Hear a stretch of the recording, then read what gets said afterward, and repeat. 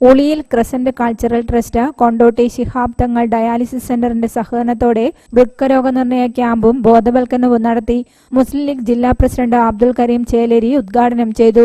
ആധുനിക മെഡിക്കൽ സയൻസിൽ രൂപം കൊണ്ടൊരു കാലത്താണ് നമ്മൾ ജീവിക്കുന്നത്.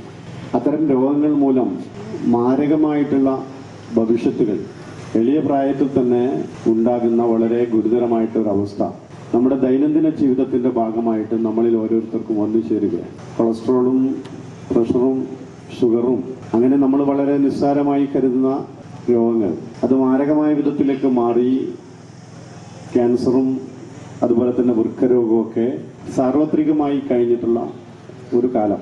അതുകൊണ്ട് രോഗം വരുന്നതിന് മുമ്പ് രോഗം കണ്ടെത്തി ചികിത്സിക്കുക, അതാണ് വളരെ അനിവാര്യമായിട്ടുള്ളത്.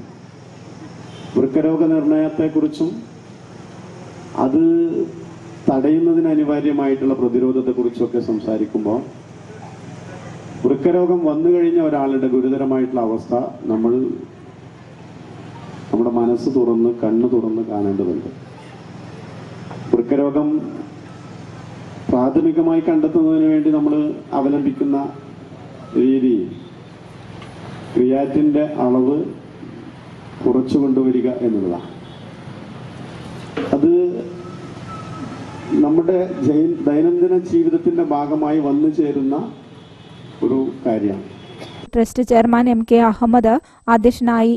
രായൻകുട്ടി, നഗരസഭാ councillor Abdul Khader Kombil, TK Shareefa, trust convener KP Hamza master, MP Abdul Rahman, MK Saifuddin, RK Mujeeb, KV Abdul Gafoor, AK Abdul Rasheed, A Arshad, Moosa Fowlod, MK Muhammad എന്നിവർ സംസാരിച്ചു.